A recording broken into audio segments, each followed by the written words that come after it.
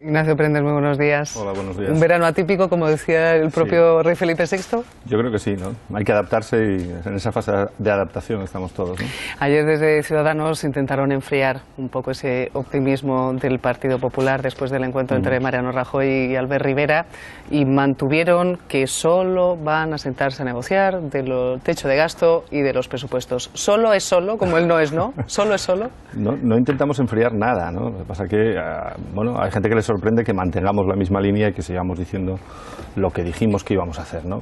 Hay gente que eso pues les sirve para enfriar, pero realmente no hubo esa intención, fue sencillamente explicar cuál es nuestra actitud en esta situación tan complicada por la que está atravesando España, y hemos dicho siempre lo mismo, ¿no? Estamos aquí para ser, en fin, una oposición constructiva, abierta al diálogo y facilitar el que pueda haber un gobierno dentro del marco que ya ha diseñado, digamos, nuestra ejecutiva en su momento. Y eso es lo que hemos vuelto a repetir, aunque a alguno le haya pillado de nuevas, ¿no? ¿Podrían asumir más acuerdos con el Partido Popular si, como hoy publica precisamente Bieito en ABC, el Partido Popular les ofrece un recorte en los gastos de la Administración, en el asunto de asesores, de coches oficiales, de las diputaciones? ¿Estarían dispuestos? Yo creo que, fíjese, el presidente en funciones y ahora ya candidato, Mariano Rajoy, yo creo que lo dejó muy bien situado, ¿no? Hay una primera fase que es conseguir que haya un gobierno, que haya una investidura y que haya un presidente y un gobierno con capacidad de tomar decisiones. Y ahí nosotros hemos explicado en ese momento, digamos, cuál es nuestra posición, ¿no? Y no nos hemos movido de ahí. Y a partir de ahí se abre la necesidad de tomar decisiones importantes, reformas de calado y reformas profundas, y para eso Ciudadanos está abierto y tiene la mano tendida y sabe que nos encontrarán y que, en fin, que espero que sea posible el alcanzar esos acuerdos, ¿no? Pero vuelvo a decir, tengamos muy claro de qué estamos hablando. Lo primero que toca en este momento es conseguir que haya una investidura con un presidente del gobierno y con un gobierno, y a partir de ahí se abre, digamos, una situación de oportunidades. Nosotros queremos verlo así, más de oportunidades que de riesgos, y en esas oportunidades la oposición de Ciudadanos va a ser una oposición constructiva, de mano tendida, y vamos a posibilitar que haya las reformas que este país necesita. ¿Están hablando de guindos del señor Garicano? Bueno, no sé si de guindos o el señor Garicano, pero sí es cierto que se ha abierto una vía. Yo creo que después del encuentro entre Mariano Rajoy y Albert Rivera hay una vía de comunicación y de contacto, porque las primeras decisiones que habrá que tomar ese gobierno que esperemos se constituya va a ser afrontar un reto importante, ¿no? Como es tener presupuesto y, digamos, cuadrar las cuentas para que entremos en el marco presupuestario europeo también, ¿no? Hablando de ese techo de gasto, ¿le preocuparía que el Partido Socialista votara contra ese techo de gasto que ustedes van a intentar negociar? Bueno, primero estamos yendo ya muy adelante, ¿no? Vamos a ver lo que sucede, vamos a ver cómo se plantea, pero desde luego para nosotros es ineludible que España cumpla con sus compromisos europeos, y ese es un primer paso. Es ineludible, y cualquier digamos, partido, digamos, responsable, cualquier partido que tenga una visión de Estado tiene que ser consciente de la importancia de mantenernos dentro del marco de estabilidad presupuestaria que marca la Unión Europea. Y ese solo es un primer paso. Luego habría que negociar un presupuesto y veremos a ver si es posible. Y esperemos que el Partido Socialista en eso tenga también una actitud responsable. Dicen que desde Ciudadanos que se van a mantener en esa abstención técnica, como lo han bautizado ustedes, sobre todo, y cuando hemos escuchado a un dirigente de Ciudadanos, por el asunto de la corrupción. ¿Les cuesta mucho asumir ese asunto? Hombre, es evidente, ¿no? Como la corrupción, yo creo que es uno de los, si no el gran problema que tiene, no la clase política, el sistema democrático en nuestro país. Y por lo tanto, en fin, para nosotros el combate contra la corrupción y aportar una visión nueva y diferente era fundamental. Nos presentamos como uno de los puntos esenciales precisamente contra eso, ¿no? Y por lo tanto claro que es muy importante, ¿no? Y ser capaz de ofrecer una alternativa limpia, una alternativa nueva, y ser capaces de ofrecer una alternativa de personas nuevas que llegamos a la política con las manos libres y con las manos limpias. Lo hemos dicho siempre, y eso es fundamental, porque si hay algún problema que tiene España en este momento es precisamente el de la corrupción, que es un problema que corroe las bases del sistema democrático. Ya no es un problema de los políticos, ¿no? Del sistema democrático en su conjunto. Por lo tanto, para nosotros eso es un punto absolutamente central. Llevan días pidiéndole al Partido Socialista que se abstenga, que se suma a la posición de Ciudadanos. En este caso, ¿confían que gane peso las versiones, las voces que estamos escuchando estos últimos días? Felipe González, José Luis Rodríguez Zapatero ayer mismo. Yo confío en que el PSOE recuerde su papel histórico en este país, El PSOE ha sido siempre un partido de Estado, un partido de gobierno, ha sido un partido, digamos, en torno al cual se han construido, digamos, las principales decisiones de nuestro sistema. Y un partido de esa naturaleza creo que tiene que saber el papel que tiene que jugar en una situación como esta, una situación muy difícil, un momento de encrucijada. Y yo confío absolutamente en esa responsabilidad histórica, digamos, de un partido de Estado como es el Partido Socialista Obrero Español. Usted consiguió la vicepresidencia primera de la mesa del Congreso. ¿Cómo se ve, iba a decir, los toros desde esa posición? Pues todavía no he probado, digamos, la posición. Prácticamente fue el primer día nada más. La verdad es que se está bastante alto. Yo no sabía que estaba a esa altura la tribuna de la presidencia, ¿no? Se está muy alto ahí arriba, ¿no? Pero bueno, de momento ya digo que con mucha naturalidad y con mucha normalidad, ¿no? De los efectos colaterales se está hablando mucho del asunto de Convergencia en la mesa del Senado, en la mesa del Congreso, lo del grupo propio. ¿Ustedes asumirían desde Ciudadanos que el Partido Popular propusiera o viera con buenos ojos en este caso que se creara una agrupación parlamentaria para permitir que Convergencia tuviera más voz dentro del grupo mixto? Pero es que eso no es posible reglamentariamente. Fíjese, sobre esa cuestión... Se preguntaba porque aparecía en la prensa, en la vanguardia precisamente.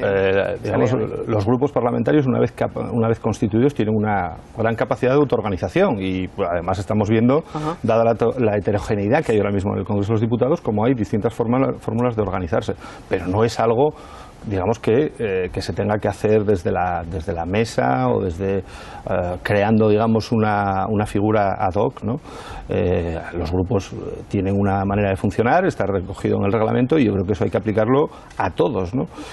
Fíjese, sobre eso se ha hablado algo en la mesa porque había un grupo que solicitaba, llamábase Grupo Confederal y de alguna manera tener que se le reconociese esa pluralidad de voces por el resto, algo que no viene recogido en el reglamento y que le hemos dicho que no era posible, que se constituyesen como grupo parlamentario con el nombre que ellos considerasen oportuno y a partir de ahí, vuelvo a decir, los grupos dentro del marco que les fija el reglamento en cuanto a intervenciones, capacidad de iniciativa y tiempos, tienen una importante capacidad de autoorganización, por lo tanto dentro del grupo mixto pueden autoorganizarse como consideren oportuno, pero siempre dentro de ese marco, ¿no? Vieto. Sí, buenos días, señor Prendes. Buenos días. Yo quiero compartir con usted una reflexión y hacerle dos preguntas.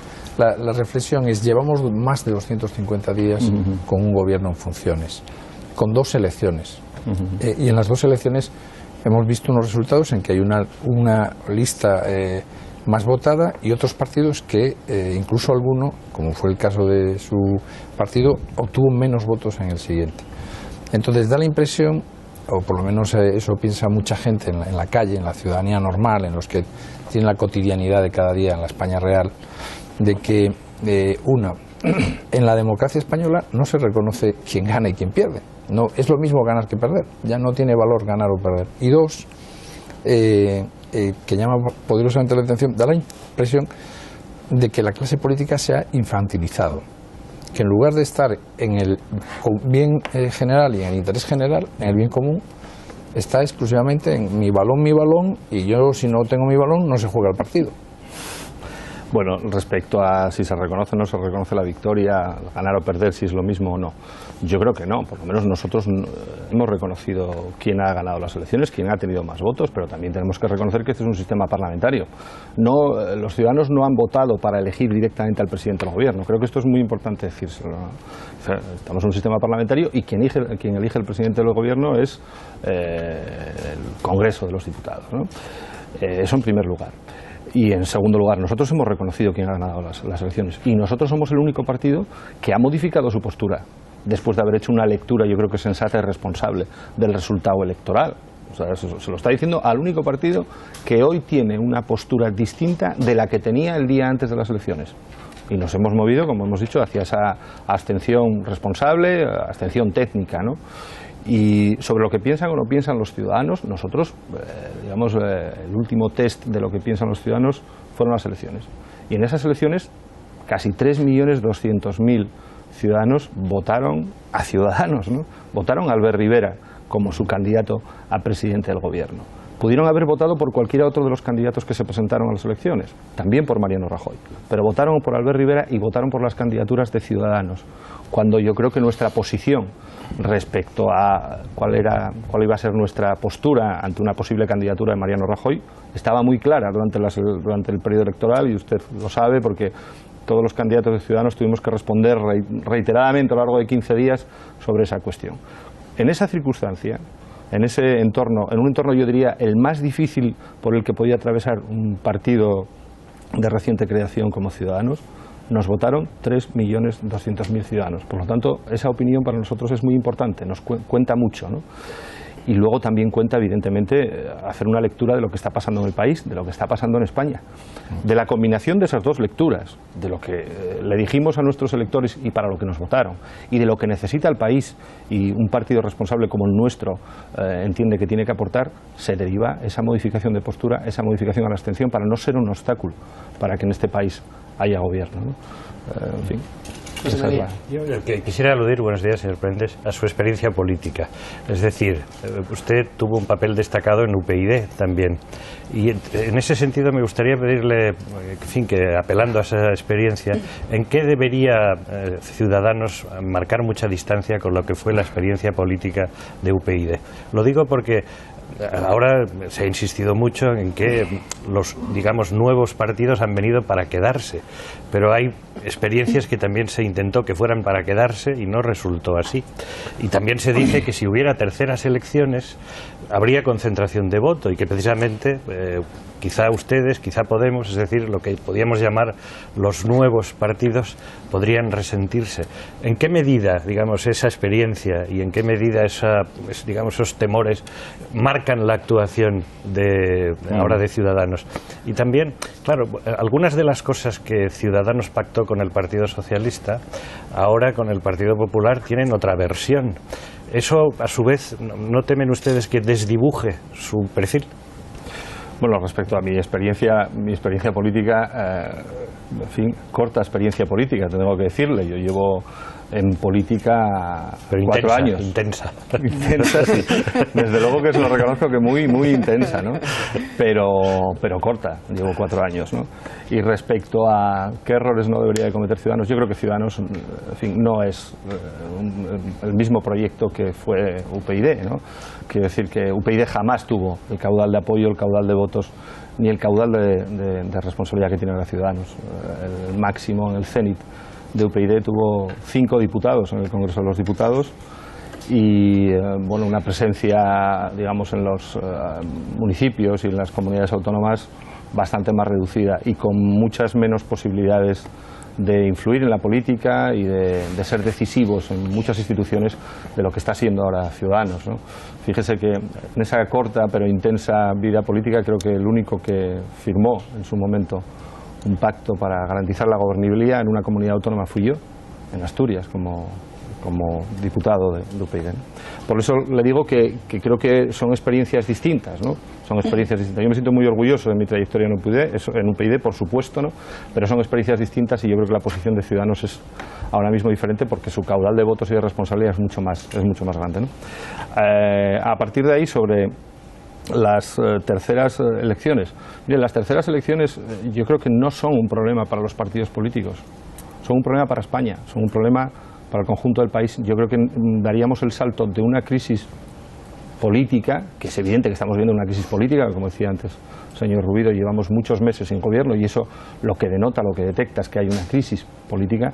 Daríamos el salto, a mi modo de ver, a una crisis institucional, a una crisis del propio sistema democrático, ¿no? De nuestro modelo constitucional, y yo creo que eso hay que evitarlo a toda costa, ¿no? Y por eso yo creo que no se va a producir. Sobre cuál sería el resultado en esas terceras elecciones, hipotéticas elecciones, dicho lo que yo acabo de decir ahora, creo que sinceramente pasa a ser secundaria la posición que pudiésemos ocupar cada partido político en esas futuras elecciones, porque lo que desde luego no tengo ninguna duda es que nuestro sistema constitucional saldría muy tocado de esa situación y por lo tanto creo que es algo que tenemos que evitar todos. Y en cuanto al perfil, le decía... Perdón, porque igual me extiendo mucho. Es que se quedó en el tintero. Poco tiempo. Perdón. Bueno, era porque no se quedara la negociación con el PP en el tintero. Bueno, insisto yo. Muy bien, Marta. Muy bien. Habéis hecho un trenecito. Muy bien. No, y además le quiero preguntar un poco como periodista y también como ciudadana, y le cuento un poco. Esta semana yo el martes pues estaba completamente desesperanzada después de la entrevista entre el señor Rajoy y el señor Sánchez, y el miércoles pues albergué cierta esperanza yo considero que el señor Rivera hizo un ejercicio de responsabilidad pues al aceptar negociar, aceptar la interlocución con el señor Rajoy, la autoritas que le da a ser el candidato del rey. Entonces yo le pregunto, si en esta negociación ustedes consiguen mejoras económicas para la vida de los ciudadanos, mejoras para los autónomos, mejoras en la educación, que para ustedes es muy importante, recortes en las administraciones, si ustedes blindar aún más ese pacto por la unidad de España, si ustedes consiguen eso y sabiendo, como sabemos todos, y yo creo que todos somos mayores de edad, que la abstención no vale, si consiguen esas mejoras, ¿no se podrían plantear pasar de esa abstención a un sí, o perdemos toda esperanza? Y luego, muy rápidamente, como vicepresidente de la mesa, le quería preguntar por el calendario. ¿Qué calendario cree usted? Porque el Gobierno habla finales de agosto, principios de septiembre, tenemos elecciones vascas y gallegas. ¿Qué calendario cree usted que es el más para la investidura? Bueno, en primer lugar, permítame que discrepe de una cosa que usted ha dicho. La abstención no vale, la abstención sí vale. Para nosotros vale. Fíjese si vale, que con la abstención de otro grupo político tendríamos gobierno. Y entonces podríamos poner en marcha todas esas reformas y todas esas propuestas que son necesarias. Pero si otro grupo político no se mueve, yo le pregunto a ustedes. No, pero es que aunque nosotros nos moviésemos, en esto, fíjese, también le voy a dar la razón a don Mariano Rajoy. Hace 2 días en la rueda de prensa dijo, mire, es un hecho objetivo, podemos dar todas las vueltas que queramos, ¿no? La aritmética es tozuda y es un hecho objetivo que con el no del Partido Socialista no hay gobierno. Hagan lo que hagan los demás grupos políticos, desde luego haga lo que haga Ciudadanos. Eso es un dato objetivo. Que necesitamos la abstención del Partido Socialista como mínimo para que arranque la legislatura y haya gobierno, es que no es opinable, es un dato objetivo. No lo digo yo, vuelvo a decir, lo ha dicho don Mariano Rajoy y está en eso, creo que absolutamente acertado, ¿no? A partir de ahí, evidentemente, tendremos gobierno y podremos poner en marcha toda esa hoja de ruta de reformas en las cuales nosotros nos vamos a comprometer y vamos a impulsar. Respecto al calendario, nosotros ya lo hemos dicho, las urgencias están ahí, no las marcamos nosotros, ni siquiera las marca los partidos políticos.